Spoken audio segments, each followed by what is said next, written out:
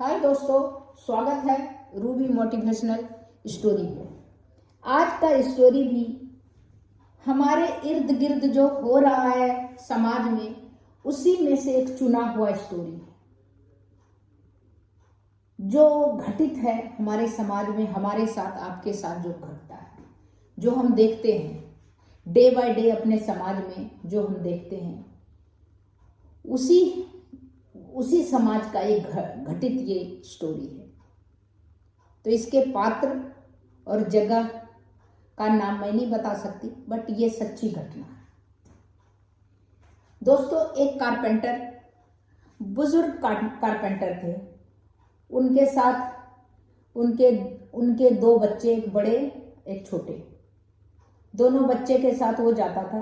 Carpenter किसी का कोई बुलाता था कि कोई तो चौखट बनाना है, किसी को दरवाजा, किसी को खिड़की बनाना, कुछ बनाना, ले जाते थे दोनों बच्चों के साथ, ताकि कील वगैरह भी, वो भी हेल्प करता था अपने पिताजी को कील ठोकने में, कि मदद करता था, कुछ भी मदद करता था। तो इस तरह करके बेचारे का छोटा सा उसको जमीन दे दिया था उसी गांव में, किसने, सबके कृपा से उसको, कि एक कारपेंटर रहना चाहिए गांव में, कभी किसी को इमरजेंसी लगे। तो इसीलिए पहले के समय था कि कुछ एक कारपेंटर को रहना चाहिए गांव में, एक नाई को रहना चाहिए हेयर कट करने के लिए।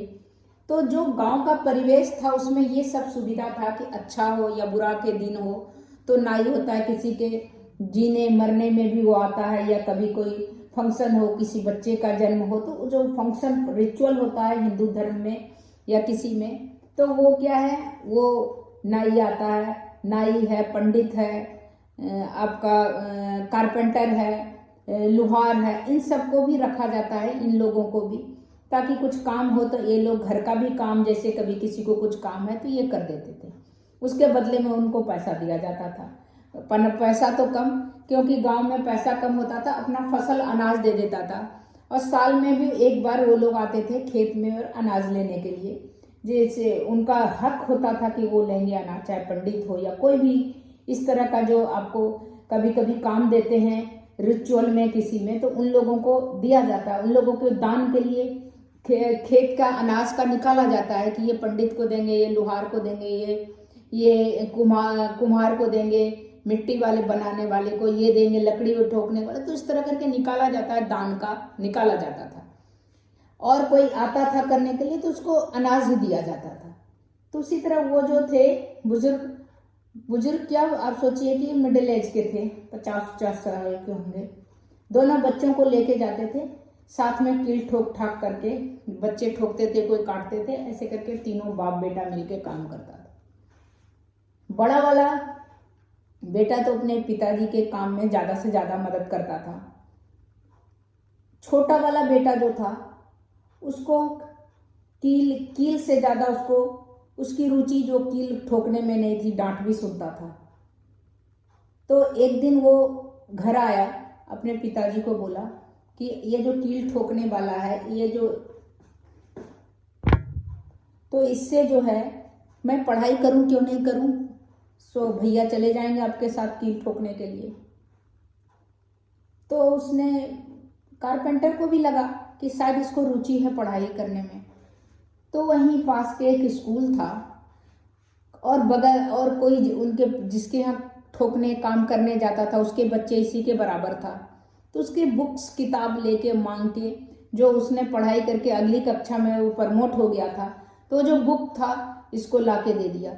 ये अपना उसी बुक से पढ़ता था। हर साल उसी उम्र का उसके घर में बच्चे थे जान पहचान वाले का, उसका बुक्स ला के दे देता था, ये उसी को पढ़ता था, परीक्षा देता था, अच्छा करने लगा था। मतलब 8वीं 9वीं 10वीं, मतलब स्कूल की पढ़ाई उसकी हो गई, वो अपना कील ठोकना करना वो छोड़ दिया। तो इस तरह करके कारपेंटर का भी काम चल रहा था, बुक्स वो दे देता था, ये अपना एक स्लोट रहता था उसमें लिखता था, बनाता था, जैसे भी है कम ज्यादा करके ये अपना पढ़ाई कर रहा था। अब बड़ा बेटा कारपेंटर के साथ ही था, तो वो अपना कारपेंटरी सब कर रहा था, ऐसे चल रहा था। फिर इन लोग की शादी भी करा दिया दोनों का, छोटे एज में कारपेंटर ने, इसकी भी करा दिया, इसने 10वीं पास किया और इसकी शादी करा दिया। जो बड़ा वाला बेटा था कारपेंटर, उसकी पहले 1 साल पहले करा दिया। 2 बहनें के साथ दोनों भाई का शादी करा दिया, दोनों की बीवियां रहने लगी। लेकिन वो जो छोटा लड़का था उसने 10वीं किया, 10वीं के बाद वो बोला मैं बाहर आगे पढ़ूंगा। तो वो जो जान पहचान वाले थे उसके बच्चे जहाँ पढ़ने के लिए जा रहे थे, तो इसके पिताजी ने बोला मेरा बेटा भी पढ़ने में बहुत शौक रखता है, आपके बेटे अगर कहीं बाहर रहेंगे, जो कॉलेज में शहरों में रहेंगे, तो ये खाना बना दिया करेगा, काम कर दिया करेगा, उसके बदले में कुछ किताब कॉपी आप जो भी है इसको दे दीजिए, ये भी पढ़ लेगा साथ में कॉलेज में। तो उसकी भी हुई कि एक मददगार रहेगा, एक साथ में काम करने वाला साथ में रहेगा। तो वो जो है उन्होंने बोला ठीक है, इसके बच्चे को उसके साथ मिल गया। वो जो जान पहचान का जो अच्छे परिवार का था, संपन्न परिवार का था, उसके बच्चे का काम करने के लिए ये साथ में चला गया और पढ़ाई करने लगा साथ में। इस तरह उसका बच्चा तो बीए पास किया, बीए पास करके वो तो अपना घर गिरा, अपना गांव लौट गया, अपना संपन्न परिवार था, सब अपना काम धंधा बिजनेस देखने लगा।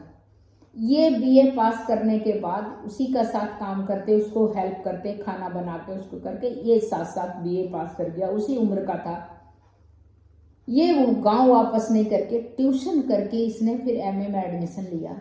एमए में एडमिशन लेके इसने अच्छी फर्स्ट क्लास से एमए किया। ऐसे करके इसने पूरी पढ़ाई पीएचडी तक पास की और लेक्चरर लग गया कॉलेज में। अब जो है लेक्चरर लग गया, तो इनके तब तक क्या थे, इनके बड़े भाई के भी बच्चे थे 3, इसके भी 2-3 बच्चे हो गए थे, जो गांव में कारपेंटर साहब के साथ रहते थे। उसका बड़ा भाई जो कारपेंटर था, दोनों मिलके कारपेंटर का काम करते थे, जो गांव में सबके घर जाके कभी किसी को खिड़की बनाना, दरवाजा बनाना, हल बनाना, सब काम करना, उसके बदले अनाज मिलता था, कुछ पैसे मिल जाते थे, इससे गुजारा चल रहा था। अब ये छोटा वाला जब प्रोफेसर बन गया, तो उसने सोचा ये गरीबी जो हमारे यहाँ जो अभिशाप है मेरे घर में, जो मेरे पिताजी का जिंदगी गुजर गया, उम्र गुजर गया, कील ठोकते ठोकते, कभी हाथ में चोट लग जाता था तो लहू निकल जाता था, खून निकल जाता था, लेकिन अफसोस के अलावा कुछ नहीं कर पाते थे। उसका भी हम लोग वो हल्दी डाल के या कुछ डाल के, ये भी नहीं कि पट्टी बैंडेज खरीदने का भी उतने नहीं था कि बैंडेज भी खरीदें या कुछ दवाई ले। तो ऐसी जिंदगी, इस तरह गरीबी जो अभिशाप है उसमें कैसे कटेगा। तो छोटा वाला जो प्रोफेसर बन गया, लेक्चरर बन गया, उसको पैसा अच्छा आने लगा। उसने दृढ़ प्रतिज्ञा की, संकल्प किया कि हम अपने फैमिली से, परिवार से गरीबी को हटा देंगे। तो उसने अपने भाई के 3 बच्चे, 2 बेटा 1 बेटी, तीनों को, और अपने 3 बच्चे, 6 बच्चे को उसने अपने साथ शहर ले आया। लेक्चरर था, पास में ही 2 कमरे का घर मिला, पत्नी, बच्चे और भाई के बच्चे सबको उठा के लेके आ गया। पढ़ाई करने में इन लोगों को बहुत सीरियस, अपने भी देखता था, ट्यूशन भी अपने जानकार वालों से करवाता था। इसके जो 6 बच्चे थे, अपने 3 भाई के 3, सभी बच्चे पढ़ाई में अच्छे कर रहे थे, सब कॉलेज में अच्छा कर रहा था। इस तरह करके सब ना, एक तो आप सोचिए लड़की उनकी पीएचडी कर रही थी, दो भतीजी, एक भतीजी उनकी B.Pharma कर रही थी, एक इंजीनियर था, एक डॉक्टर था। ऐसे करके 5-6 बच्चे में से सब कहीं न कहीं लाइन पकड़ लिया। और भाई जो उसका बड़ा कारपेंटर था, पिताजी गुजर गया, अब भाई जो है वही काम करता था कारपेंटर का गांव में। लेकिन फिर भी इसने, भाई और भाई की वाइफ वहाँ रहती थी, वो लोग खुश था कि हम तो कारपेंटर का काम करते हैं और मेरा किसी तरह गुजारा हो रहा है। गांव के परिवेश में पैसा भी ज़्यादा नहीं मिलता है, शहरों में न बिल्डिंग है, वार्डरोब बनाओ, किचन बनाओ, गांव में तो थोड़ा बहुत हल्का काम है, उसमें पैसे भी नहीं, और फसल दे देते, अनाज दे देता था, कुछ दे देता था, मतलब किसी तरह अपना उन लोग का घर का खा। तो बड़ा भाई खुश था कि छोटा भाई ने हमारे बच्चे को ले जाके इस लायक बना दिया कि कल के डेट में वो पीछे मुड़ के हमारे तरह कांटी कील ठोक के और किसी तरह अनाज लेके गुजारा नहीं करेगा।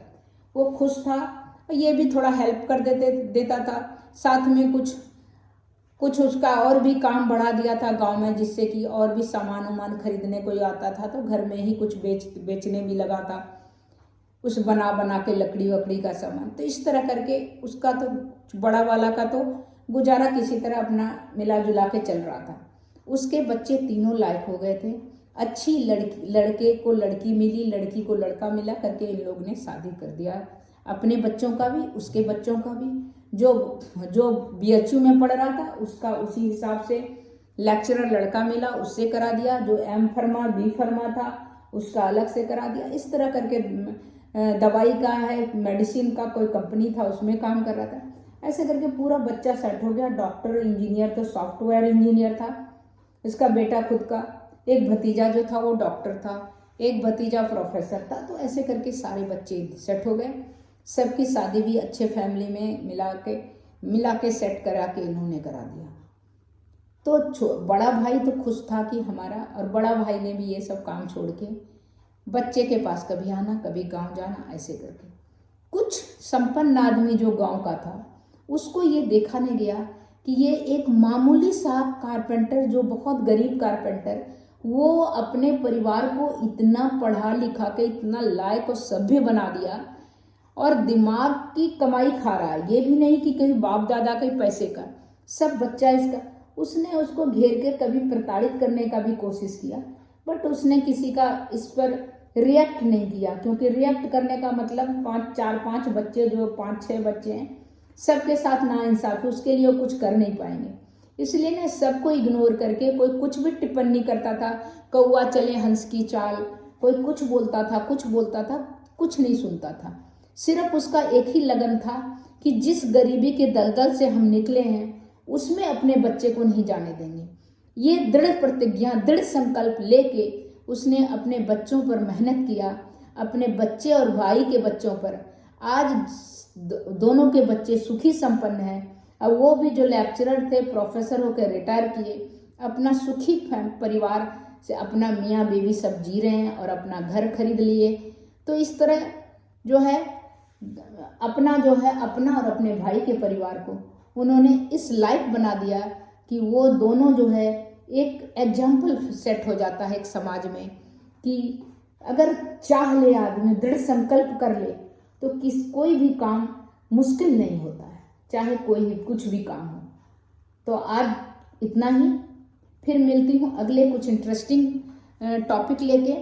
और दोस्तों, आपको कैसा लगा कि कुछ संपन्न आदमी उसको कैसे टिप्पणी कर रहे थे, कौवा चले हंस की चाल, ये सुन के कैसा लगा, और उसकी दृढ़ संकल्प जो है वो कहाँ कितनी कामयाब बनाया, उनके पूरे परिवार को भंवर से निकाल के बाहर कर दिया।